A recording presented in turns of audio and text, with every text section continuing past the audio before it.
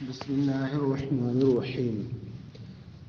القیاس الخطابی، قیاس کی دو قسمیں آپ صنعت خمسہ کی دو قسمیں آپ پڑھ چکے، قیاس برہانی اور قیاس جدلی۔ تیسری قسم یہ ہے قیاس خطابی۔ قیاس مفید للظن، یہ ایسا قیاس ہے جو ظن کا افادہ کرتا ہے، اس سے یقین حاصل نہیں ہوتا ہے بلکہ علم ظنی، غالب ظن، ظن غالب گمان جس کو بولتے ہیں۔ ومقدماته مقبولات ماخوذة ممن يحسن الظن فيهم كالاولیاء والحکماء، اور اس قیاس کے جو مقدمات ہیں وہ مقبول ہیں۔ کیا ہیں؟ مقبول ہیں، یعنی صغرا ہو کہ کبرا ہو، یہ مقبول ہے، نامقبول نہیں ہے۔ ماخوذات، اس کے مقدمات ماخوذ ہوتے ہیں ایسی شخصیتوں سے یا ایسے لوگوں سے جن کے بارے میں اچھا گمان ہوتا ہے، حسن ظن جن کے بارے میں ہوتا ہے۔ کل اولیاء، جیسے کہ اولیاء کرام سے ماخوذ ہوتے ہیں کہ کسی ولی کا خواجہ صاحب نے یہ فرمایا، غوث اعظم نے یہ فرمایا، سمجھ رہے ہیں، حافظ ملت نے یہ فرمایا۔ اس طریقے سے بزرگوں سے، دانشوروں سے وہ منقول ہو، واضح میں آگی، ایسے لوگوں سے منقول ہو جن کے بارے میں حسن ظن ہوتا ہے، جن کے بارے میں اچھا گمان ہوتا ہے۔ کل اولیاء والحکماء، جیسے کہ اولیاء کرام والحکماء، اور حکماء دانشور، سمجھ گئے۔ اما الماخوذات من الانبیاء علیہم وعلی نبینا الصلاة والسلام فلیست من الخطاب، لیکن وہ مقدمات جو انبیاء کرام علیہم وعلی نبینا الصلاة والسلام سے ماخوذ ہیں تو وہ خطابت سے نہیں ہے۔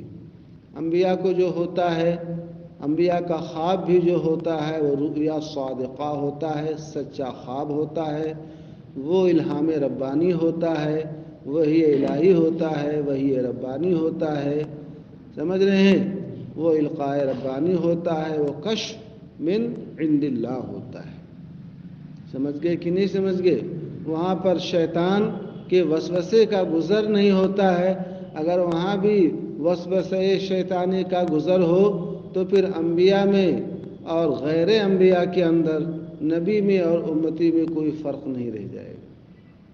بات سمجھے گی؟ یہی بات اگر وہ اسماعیل دہلوی سمجھ لیا ہوتا تو وہ نہیں کہتا کہ میرے بڑے بھائی ہیں، بعض میں اتنا فرق ہے۔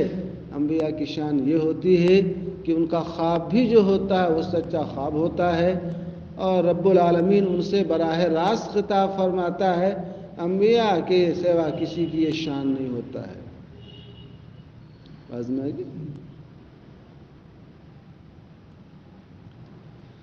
لیکن وہ مقدمات جو انبیاء کرام سے ماخوذ ہیں وہ خطابت سے نہیں ہے، لِأَنَّهَا أَخْبَارٌ صَادِقَةٌ، انبیاء کرام سے جو مقدمات ماخوذ ہوتے ہیں وہ اخبار صادقہ، سچی خبریں ہیں، من مخبر صادق، ایک مخبر صادق، نبی صادق کی بارگاہ سے۔ دل علی صدقہ المعجزہ، جس مخبر صادق کے صدق کی دلیل اس کا معجزہ ہے۔ نبی جو ہے اپنی نبوت کی تصدیق میں معجزہ کو پیش کرتا ہے، وہ معجزہ اس کے صداقت کی دلیل ہوتی ہے۔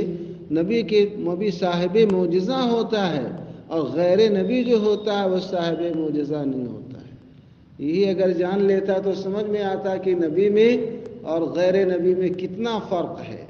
رب العالمین نبی کو وہ اعجاز سے سرفراز فرماتا ہے، سمجھ رہے ہیں، جو دلیل اعجاز نبی کو غیر نبی سے اور اس کے امتی سے ممتاز اور فائق کرتی ہے۔ سمجھ گئے کہ نہیں سمجھ گئے؟ کبھی بھی امتی جو ہے وہ نبی کے مقام اور مرتبے کو نہیں پہنچ سکتا ہے۔ ولا مجال للوہم فیہا، ان سچی خبروں کے اندر وہم کی کوئی گنجائش نہیں ہے۔ بات سمجھ گئے کہ نہیں سمجھ گئے؟ حتی یتطرق الیہ الخلل، یہاں تک کہ ان کی سچی خبروں کی طرف خطا غلط جو ہے وہ راہ پا جائے. بات سمجھ رہے ہیں؟ خطا اور خلل راہ پا جائے. فالقیاس المرکب منہا، لہذا انبیاء کرام سے ماخوذ جو مقدمات ہوں گے، ان کی اخبار صادقہ سے جو ماخوذ مقدمات ہوں گے، برہانی جن، وہ قیاس برہانی کہلائے گا. قطعی المقدمات، اس کے مقدمات قطعی اور یقینی ہوں گے. وما ينطق عن الهوى ان هو الا وحی یوحی. ان کی شان یہ ہے کہ خواہش سے، نفسانی خواہش سے وہ فرماتے ہیں، وہ وہی فرماتے ہیں جو رب العالمین کی طرف سے ان کو وحی کی جاتی ہے. بعض میں بھی رب العالمین جس کو نبوت کے تاج زرزی سے سرفراز فرمانا چاہتا ہے، اس کا مہد جو ہے اور وہ عہد طفولیت سے لے کر کے وہ سب روشن ہی روشن ہوتا ہے. بعض میں کوئی بھی نبی ہو، نبی اعظم سید عالم صلی اللہ علیہ وسلم کو تاج نبوت سے سرفراز فرمایا تو ان کی شان تھی، کیا ہی چلتا تھا اشاروں پر کھلونا نور کا. تو یہ ان کی شان تھی. بعض ذہن میں آ گئی. ہاں، ان کو شروع ہی سے ان کی وہ تاسیس ایسی کی جاتی ہے تاکہ کسی کو ان سے نفرت نہ پیدا ہو، بلکہ ان کا جب مہد روشن رہے گا، بات نہیں ذہن میں آ گئی، تو ان کی اتباع کی طرف ان کی طبیعت راغب اور مائل ہوگی. ان کو کسی ایسی چیز سے رب العالمین آلودہ اور پراگندہ نہیں فرماتا ہے ان کے بچپن کو، ان کے عہد طفولیت کو، کہ بعد میں لوگ ان کی اتباع سے نفرت کریں. او مظنونات، اس قیاس کے مقدمات مقبول ہوتے ہیں. او مظنونات، یا اس کے مقدمات اسی پر عطف ہے، یا مقبول نہیں بلکہ کیا ہوتے ہیں؟ مظنون ہوتے ہیں، ظنی ہوتے ہیں. یحکم فیہا بسبب الرجحان، ظن میں کیا ہوتا ہے؟ ظن میں یہ ہوتا ہے جو غالب گمان ہوتا ہے. کسی چیز کے دو پہلو ہوتے ہیں، ایک ایجاب اور ایک سلب. بات میں گی؟ تو جو راجح ہوتا ہے وہی ظن کہلاتا ہے، جو مرجوح ہوتا ہے وہی وہم کہلاتا ہے. مثلا ایجاب ہونا اگر راجح ہے، اس بات راجح ہے تو وہ ظن کہلائے گا، اور سلب نفی یہ کیا کہلائے گی؟ وہم. تو جو جانب راجح ہوتا ہے وہ ظن، جو جانب مرجوح ہوتا ہے وہ کیا کہلاتا ہے؟ وہم. وہی فرماتے ہیں اس قیاس کے مقدمات مظنون ہوتے ہیں جن مقدمات کے بارے میں حکم لگایا جاتا ہے بسبب الرجحان، راجح ہونے کی وجہ سے. کیا مطلب؟ یعنی یہی مقدمہ کیا ہے؟ راجح ہے، یہی غالب ہے، یہی بھاری ہے، یہی باوزن ہے. بات سمجھ میں آ گئی؟ وَيَنْدَرَجُ فِي الْحَدْثِيَّاتُ وَالتَّجْرِبِيَّاتُ والمتواترات التي لم تبلغ إلى حد الجزم بعدم شعور العلة أو عدم بلوغ عدد المخبرين إلى مبلغ التواتر. فرماتے ہیں قیاس خطابی کہ جو مقدمات مظنون ہوتے ہیں، ان مقدمات مظنونہ کے اندر حدثیات پڑھ چکے ہونا، بدیہی کی 6 قسمیں. حدثیات سے جو علم حاصل ہوتا ہے وہ اس کے اندر کیا ہے؟ مندرج ہے. والتجربیات، اور تجربیات بھی اسی کے اندر مندرج ہیں. کیا مطلب؟ حکمہ جو بھی فیصلہ کرتے ہیں وہ اپنے تجربے کی روشنی میں. سقمونیہ کے بارے میں نے بتایا تھا کہ انہوں نے بار بار تجربہ کیا تو تجربے سے یہ بات ثابت ہوئی کہ یہ مسئلہ صفرا ہے. بلکہ تو تجربہ سے جو علم حاصل ہوتا ہے وہ ظنی ہوتا ہے. بس میں آگی؟ ہاں، کہ اکثر ایسا ہوتا ہے، جب بھی دیکھا تو یہی ہوا، تو یہ غالب ہے. سمجھ میں آ گئی بات؟ تو فرماتے ہیں اس میں حدثیات اور تجربیات مندرج ہیں. والمتواترات، اور وہ متواتر بھی مندرج ہیں جو حد جزم تک نہیں پہنچے. ایک متواتر وہ ہے جو حد جزم تک پہنچ چکا، اور ایک متواتر وہ ہیں جو حد جزم تک نہیں پہنچے. کیوں؟ بسبب عدم شعور العلہ، اس وجہ سے کہ اس کی علت کا علم نہ ہوا، یا اس وجہ سے کہ اس خبر کے دینے والوں کی جو تعداد ہے وہ تواتر کی حد تک نہیں پہنچی.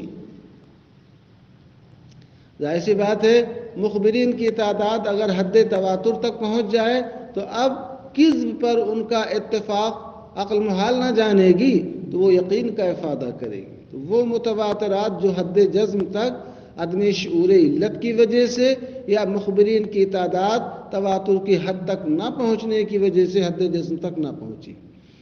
وَلِهَذِهِ الصِّنَاعَةِ مَنْفَعَةٌ عَظِيمَةٌ صنعت خمسہ میں سے اس جو ہے تیسری صنعت نہ ہے یہ قیاس برہانی جدلی خطابی تیسری نا اس تیسری صنعت یعنی قیاس خطابی کا منفعت عظیمت عظیم نفع ہے. اس کا کیا ہے یعنی اس کے بہت سے فوائد ہیں. فی تنظیم امور المعاش معاش ما یعیش فیہ الانسان وہی دنیاوی زندگی سمجھ گئے دنیاوی زندگی کے معاملات کو منظم کرنے میں گویا قیاس خطابی کے ذریعے خطبہ اپنی خطابت کے ذریعے لوگوں کے جو دنیاوی امور ہوتے ہیں ان کو منظم کرتے ہیں انہیں دعوت دیتے ہیں ان کی اصلاح ان کی تربیت وغیرہ کا فریضہ انجام دیتے ہیں. وتنسیق احکام المعاد اور معاد بولتے ما یعود الیہ ای الآخرہ اور آخرت کے احکام کو مرتب کرنے میں نظم و نسق سے قائم کرنے میں کہ خطبہ اپنی خطابت کے ذریعے لوگوں کو اس بات کی دعوت دیتے ہیں کہ اپنے دنیاوی امور کو بھی وہ منظم رکھیں اور آخرت کے جو احکام ہیں اس کو بھی وہ نظم و نسق سے قائم رکھیں. یہ کرو تو آخرت میں تمہیں یہ فائدہ ملے گا یہ کرو گے تو آخرت میں عقاب و عذاب ہوگا یہ سب نہ بتایا جاتا ہے. تو فرماتے ہیں اس صنعت یعنی قیاس خطابی کا عظیم فائدہ ہے دنیاوی زندگی کے امور کو منظم کرنے میں نظم و نسق پر ایک نظام پر قائم کرنے میں اور آخرت کے احکام کو منظم کرنے میں. تنسیق تنظیم دونوں کا ایک معنی ہے نظم و نسق سے سلیقے سے قائم رکھنے میں. اما باستعمالها یا تو ان مقدمات کو عمل میں لانے کے ذریعے بعض ذہن میں آگی ان کو استعمال کرنے کے ذریعے اور بالاعتراض عنہا یا ان سے احتراز کے ذریعے. ظاہر سی بات ہے العدل حسن کہا الظلم قبیح کہا تو عدل پر عمل کیا جائے ظلم سے بچا جائے. اسی طریقے سے جب خطابت میں کسی چیز کی دعوت دی جائے گی تو نیکی کی دعوت دی جائے گی برائی سے بچنے کا حکم دیا جائے گا. نماز روزہ کے قائم کرنے کا سچ بولنے کا اور کسی کی دل آزاری سے غیبت سے چغلی سے منع نہ کیا جائے گا. تو عمل میں لانے کی چیز ہے تو اس کو عمل میں لایا جائے بچنے کی چیز ہے تو بچا جائے برائی سے بچنے کے لیے کہا جائے گا یہ مت کرو وہ مت کرو لڑائی جھگڑا مت کرو. سمجھ رہے ہیں. وَلِذَلِكَ كِبَارُ الْحُكَمَاءِ يَسْتَعْمِلُونَ تِلْكَ الصِّنَاعَةَ كَثِيرًا اسی لیے عظیم حکماء اس صنعت کو کثرت سے استعمال کرتے ہیں. وَيَعِزُونَ بِالْكَلَامِ الْخِطَابِيِّ جَمًّا غَفِيرًا وَعَزَا يَعِزُ وَعْزًا اور خطابی گفتگو کے ذریعے واعظ و نصیحت کرتے ہیں ایک جمع غفیر کو ایک جمع کثیر کو ایک جماعت کثیرہ کو. جمن غفیرن جمع غفیر بولتے ہیں ایک عظیم جماعت کو. غفیر معنی میں ہوتا ساتر کے چھپانے والے کے ڈھانکنے والے کے غفرہ یغفر اس سے بنا ہے. تو جب مجمع زیادہ ہوتا ہے تو ان کی وجہ سے زمین کیا ہو جاتی ہے چھپ نہ جاتی ہے. ولا بد ان تكون المقدمات المستعملة فيها مقنعة للسامعين مفيدة للواعظين اور یہ بھی ضروری ہے کہ اس صنعت میں جو مقدمات استعمال ہوئے ہیں اس صنعت میں استعمال ہونے والے مقدمات یہ سامعین کے لیے قناعت بخش ہوں.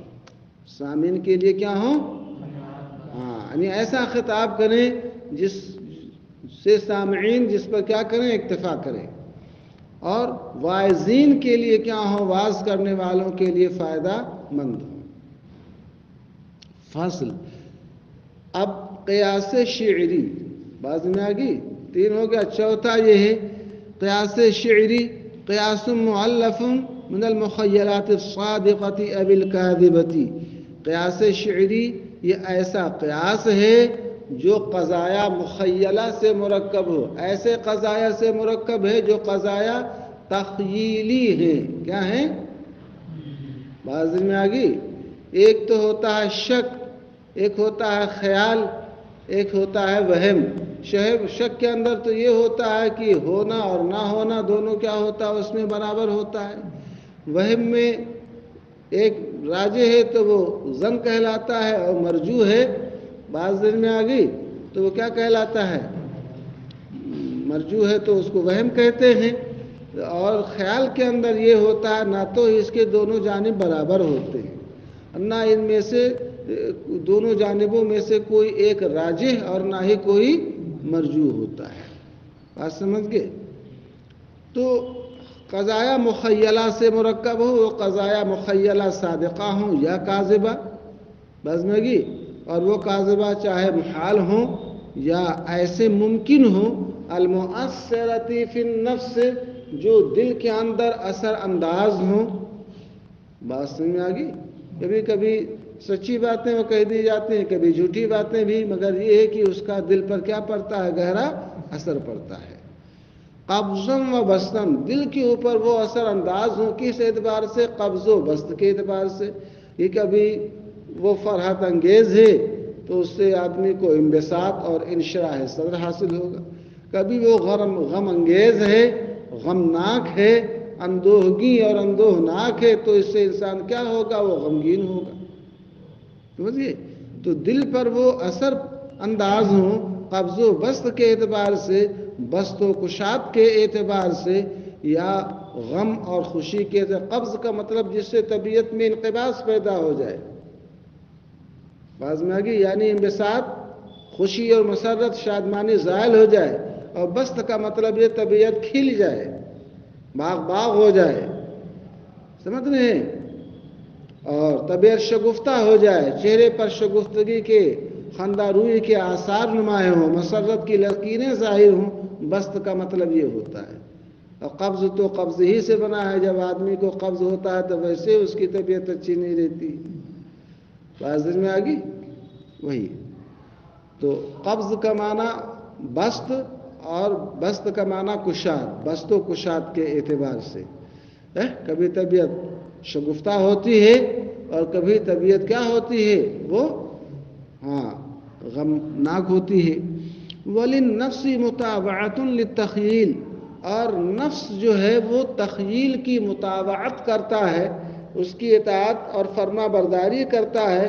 کا متابعت ہی للتصدیق، جس طریقے سے نفس جو ہے وہ تصدیق کی کیا کرتا ہے؟ متابعت کرتا ہے. کیا مطلب؟ یعنی نفس انسانی، نفس دراکہ، عقل، ذہن جو ہے وہ تخیل، قضایا مخیلہ کی بھی اطاعت کرتا ہے، اس سے وہ قبول کرتا ہے جس طریقے سے وہ تصدیقات کو قبول کرتا ہے. بل اشد منہ، بلکہ سچی باتوں کی اتنی متابعت نہیں کرتا ہے جتنی کہ وہ مخیلات صادقہ کی کیا کرتا ہے؟ اطاعت کرتا ہے. میرا محبوب ہے بڑھ کر کہیں اس بدر کامل سے، میں اس کے حسن سے واقف، اسے تشبیہ دوں کیسے؟ یہ سب کیا ہے؟ یہ سب خالی چیزیں نہ ہیں. بات نہیں ذہن میں آ گئی؟ والغرض من هذه الصناعة أن ينفعل النفس بالترهيب والترغيب. قیاس خطابی اس تیسری صنعت سے مقصود یہ ہے کہ نفس یعنی ذہن، نفس دراکہ منفعل ہو، متاثر ہو، اثر قبول کرے. کس چیز کا؟ بالترہیب، خوف دلانے کا، و ترغیب اور شوق و رغبت دلانے کا. کبھی کبھی انسان کو خوف دلایا جاتا ہے، بات میں آگئی، اور کبھی کبھی اس کو شوق دلایا جاتا ہے. ظاہر سی بات ہے، اچھی بات کریں گے، اچھا کام کریں گے تو آپ کو رغبت دلائی جائے گی، شوق دلائی جائے گی. وبشر الذین آمنوا وعملوا الصالحات ان لهم جنات تجری من تحتها الانہار كلما رزقوا منها من ثمرة الرزق قالوا هذا الذي رزقنا من قبل وأتوا به متشابها ولهم فيها ازواج مطہرہ. بیویاں ملیں گی، حور ملیں گی، یہ ہوگا وہ ہوگا. تو شوق دلاتے ہیں کہ نہیں یہ کرو گے تو یہ پاؤ گے، وحور عین پاؤ گے، لم یطمثہن انس قبلہم ولا جان متکئین علی رفرف خضر عبقری حسان. بعض میں آگی ایسی تمہیں حوریں ملیں گی اور خوف دلایا جاتا ہے کہ یہ کرو گے تو جہنم میں ڈالا جائے گا جس کی آگ کی یہ ہوگی سیاہ، سانپ کاٹیں گے، بچھو کاٹیں گے، پولیس رات پر چلنا ہوگا، یہ سب دلایا جاتا ہے، خوف دلایا جاتا ہے کہ نہیں؟ تو نفس منفعل ہوتا ہے، متاثر ہوتا ہے، کیوں؟ خوف دلانے کی وجہ سے اور شوق دلانے کی وجہ سے. واشترط فی الشعر ان یکون الکلام جاریا علی قانون اللغہ، اور شعر کے اندر یہ شرط ہے کہ کلام لغت کے قانون پر، یعنی نحو صرف کے قانون پر وہ کیا ہو، جاری ہو. مشتملا علی استعارات بدیعۃ رائقہ، اور وہ کلام دلکش، بدیع کا معنی نادر، رائق معنی عمدہ، دلکش نادر استعارات کے اوپر مشتمل ہو. وتشبیہات انیقۃ فائقہ، اور انیق معنی میں عمدہ کے، خوبصورت کے، اور فائقہ کا معنی بلند اور اعلیٰ درجے کی عمدہ تشبیہ کے اوپر وہ مشتمل ہو. بعض میں کہ دلکش استعارے ہوں، نادر استعارے ہوں اس کلام کے اندر، اور وہ اعلیٰ قسم کی عمدہ تشبیہ کے اوپر مشتمل ہو. بحیث تؤثر فی النفس تاثیرا عجیبا، اس طور پر کہ وہ نفس کے اندر حیرت انگیز اثر پیدا کرے. یؤثر فی النفس تاثیرا عجیبا ویورث فرحا او یوجب طرحا، اور وہ خوشی یا غم پیدا کرے. بعض دن میں آگی کبھی کبھی کوئی شعر پڑھا جاتا ہے تو اس سے طبیعت مست ہو جاتی ہے، اور کبھی کبھی کوئی شعر پڑھا جاتا ہے تو اس سے آدمی نوحہ وغیرہ کے اشعار ہیں تو اس سے غم طاری ہوتا ہے. سمجھ رہے ہیں کہ نہیں سمجھ رہے ہیں؟ تو اشعار بھی تو کئی طریقے ہوتے ہیں کہ نہیں ہوتے ہیں.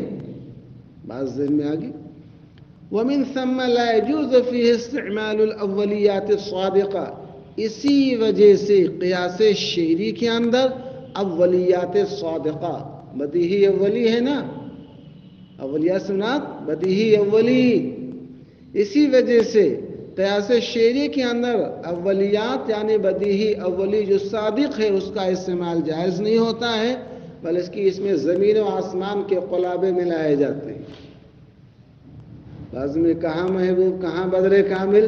بدر کامل تو جب رات میں نکلتا ہے تو روشنی ہوتی ہے، یہ حضرت نکلتے ہیں تو روشنی ہوتی ہے، خود ہی ٹارچ لے کے چلتے ہیں، خود ہی وہ اس روشنی کے محتاج ہوتے ہیں. تو یہ سب کیا ہے؟ خیال ہے نا. وَيُسْتَحْسَنُ اسْتِعْمَالُ الْمُخَيَّلَاتِ الْكَاذِبَةِ، اور جھوٹے مخیلات کا، خیالی چیزوں کا استعمال اس میں مستحسن ہوتا ہے. سمجھ گئے؟ کما قال العارف الگنجوی، عارف گنجوی وہی فضل الرحمن گنج مراد آبادی، جیسا کہ عارف گنجوی نے اپنے بیٹے کو مخاطباً بے ولدی، اپنے بیٹے کو خطاب کرتے ہوئے کہا وَفِلْغَتِ كَبِدِهِ، کبد بولتے ہیں جگر کو، اور فلزہ بولتے ہیں ٹکڑے کو، جگر گوشہ، جگر گوشہ، اپنے جگر کے گوشے کو، جگر کے ٹکڑے کو، پارے جگر کو خطاب کرتے ہوئے کہا، پارے جگر بھی ان کا لڑکا ہے. کیا کہا؟ در شیر مپیچ و در فن او، بات میں آگی شیر اور اس کے فن میں تم پیچ و تاب مت کھاؤ. کیا مطلب؟ شیر اور اس کے فن میں تم مت الجھو، چون اکذب اوست احسن او، شیر میں جتنا زیادہ جھوٹ بولو گی اتنے وہ اچھا لگے گا. دن میں آگی دیکھتے ہیں اپنے معشوقاؤں کی تعریف کرتے ہیں تو کیا کیا کہتے ہیں، تو پری لگتی ہے، تو ہی لگتی ہے، تیری آنکھیں ایسی ہیں، یہ ریشمی زلفیں، یہ شربتی آنکھیں. کیا اس قسم کا بولتے ہیں کہ نہیں بولتے ہیں کہ یہ ریشمی زلفیں، یہ شربتی آنکھیں؟ ایسے بہت سے اشعار ہیں، سنو، سب گاڑی میں لگاتے ہیں نا. اب ایسے ہی اس میں کیا ہے؟ دیکھو، اگر حقائق پر دیکھو تو ہے وہ، تو اس میں جتنا ادھر ادھر مارو گے نا اتنے وہ خوبصورت لگے گا، واہ واہ واہ واہ داد دینے لگیں گے. تو وہی کہہ رہے ہیں در شیر مپیچ و در فن او چون اکذب اوست احسن او وکا قول القائل یصف الخمر خمرہ، اور جیسے ایک شاعر نے شراب کی تعریف کرتے ہوئے کہا، کیا کہا ہے؟ لہل بدر کاسم، بدر کامل جو ہے، لہا میں حق مرجع وحیل الخمری، بدر کامل جو ہے شراب کا پیالہ ہے. ماہ کامل کیا ہے؟ شراب کا پیالہ ہے. گویا شراب کا جو پیالہ ہے وہ ماہ کامل کی طرح نہیں، ماہ کامل ہی ہے، اتنا روشن ہے وہ. وہی شمسن، باز میں آگی، بدر کامل جو ہے شراب کا پیالہ ہے، وہی شمسن، اور وہ خود جو ہے یعنی شراب کیا ہے؟ وہ آفتاب روز روشن ہے. بدر کامل وہ شراب کا پیالہ ہے، وہی شمسن، اور وہ خود شراب کیا ہے؟ آفتاب ہے. یدیرہا، باز میں آگی، بدر کامل یدیرہا ہلالن، ہا کا مرجع جو ہے وہی شراب، ادارہ یدیرو ہلالن، ہلال بولتے ہیں وہی چاند کے جو ہے پہلی تاریخ کا جو چاند ہوتا ہے اسی کو نہ ہلال بولتے ہیں. ہلال اس شراب کو گردش میں لاتا ہے، یا اس پیالے کو کس میں لاتا ہے؟ گردش میں لاتا ہے. ظاہر سی بات ہے کوئی ساقی ہوگا نا. گویا بدر کامل شراب کا پیالہ ہے، شراب خود آفتاب ہے، اور شراب کا جو ساقی ہے وہ کون ہے؟ ہلال ہے. وَكَمْ يَبْدُو اِذَا مُزِجَتْ نَجْمٌ، باز میں کہ کم یبدو نجم اصل میں ہے، اور کتنے ستارے ظاہر ہوتے ہیں، اذا مزجت اذا مزجت الخمر، جب شراب کا جو ہوتا ہے، جب شراب ملائی جاتی ہے، جب شراب کی آمیزش ہوتی ہے، جب شراب کو پلایا جاتا ہے تو کتنے ستارے ظاہر ہوتے ہیں. وہ ستارے کون ہیں؟ وہی شرابی ہیں. جوم برابر جوم شرابی. نئی بات دن میں آگئی. یہ کہا ہے کہ بدر کامل لہا کاسن، شراب کا پیالہ ہے. بعض دن میں آگئی. اور خود شراب یہ کیا ہے؟ شمسن، وہ آفتاب ہے. یہاں شراب کو آفتاب کہا. یدیرہا ہلالن، ہا کا مرجع بعض میں آگئی. اس کاسے شراب کو، جام شراب کو، جام ہی کو یا شراب کو کون پلاتا ہے؟ گردش میں لاتا ہے ایک ہلال، ساقی کو کہتے ہیں ہلال. وَكَمْ يَبْدُو نَجْمٌ یا نجمن، اور کتنے ستارے ظاہر ہوتے ہیں، اذا مزجت الخمر، جب شراب کی کیا ہوتی ہے؟ آمیزش ہوتی ہے، یعنی جب شراب کا دور چلتا ہے تو کتنے ستارے ظاہر ہوتے ہیں. اسی طرح ایک شاعر نے کہا، لا تعجبوا من بلا غلالته، بلا بلام، یہ بلا مانے بوسیدہ ہونا، کوہنا ہونا، پرانا ہونا، اور غلالہ بولتے ہیں وہی بنیان کو، قمیص کو جو پہنا جاتا ہے. معشوق نے جس کپڑے کو پہن رکھا ہے، چاہے بلاؤز ہو، سمجھ میں آ گئی بات، چاہے اندر کی بنیان ہو، محبوب کے بنیان کے بوسیدہ ہونے سے ظاہر سی بات ہے اس کے بدن سے جو متصل ہوگا وہ بنیان ہی، بنڈی ہی نہ ہوگی. تو کہہ رہا کہ اس کے بنیان کے بوسیدہ ہونے سے، پھٹنے سے تم حیرت میں مت ہو. قد ذر ازرارہ علی القمر، بزمگی، اس لیے کہ اس کے ذر کی جمع ازرار ہے، اس کے بٹن چاند کے اوپر ٹکے ہوئے ہیں. کس پر ٹکے ہوئے ہیں؟ چاند کے اوپر ٹکے ہوئے ہیں، لگے ہوئے ہیں. تو محبوب کو اس نے قمر کہا کہ محبوب ہی نے نہ اس کو پہن رکھا ہے، چاند کو اسی کو چاند کہا.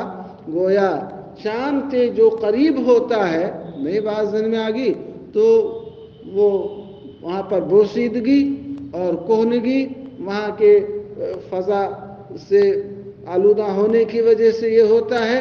تو ایسے اس کے جو قریب ہوگا، اس کے بدن کی حرارت وغیرہ کی وجہ سے وہ بھی ایسے کیا ہو جائے گا؟ وہ سیدھا اور پرانا ہو جائے گا.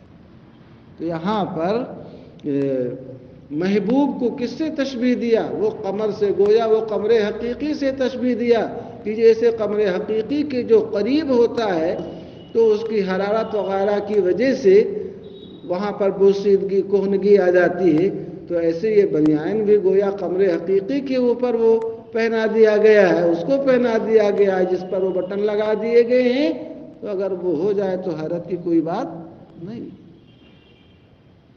فَشَبَّهَ الْمَحْبُوبَ بِالْقَمَرِ، تو شاعر نے یہاں پر قَدْ زُرَّ أَزْرَارُهُ عَلَى الْقَمَرِ میں محبوب کو چاند سے تشبیہ دیا، اور یہ کہا لا تعجبوا من انشقاق غلالتہ، کہ اس کے بنیان کے چاک ہو جانے سے، انشقاق کا معنی پھٹ جانا، پھٹ جانے سے تمہیں حیرت نہ ہو، لِأَنَّهُ قَمَرٌ، اس لیے کہ محبوب کیا ہے؟ چاند ہے۔ محبوب کیا ہے؟ چاند ہے۔ چاند کہا ہے، چاندنی نہیں کہا ہے، نئے بات ذہن میں آ گئی۔ ذُرَّ عَلَيْهِ الْغَلَالَ، جس چاند کے اوپر وہ پہنا دیا گیا ہے کیا؟ جس چاند کو پہنا دیا گیا ہے وہ بنیان، بات سمجھ میں آ گئی۔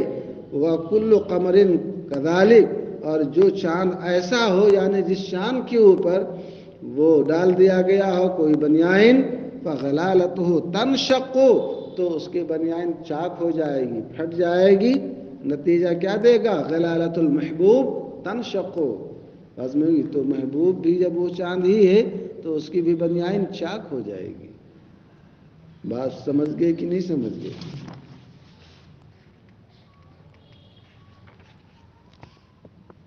بات سمجھ رہے ہو؟ چلو اتنا پڑھا دیا ہے، اب یہ بھی اسی کا کل پڑھا دیں گے، سمجھ رہے ہو؟ لمبا لمبا ہے تو کہیں گے سب پڑھا دیا ایک کے دن میں، تو اتنا دیکھ لو پھر اس کو پڑھا دیں گے کل۔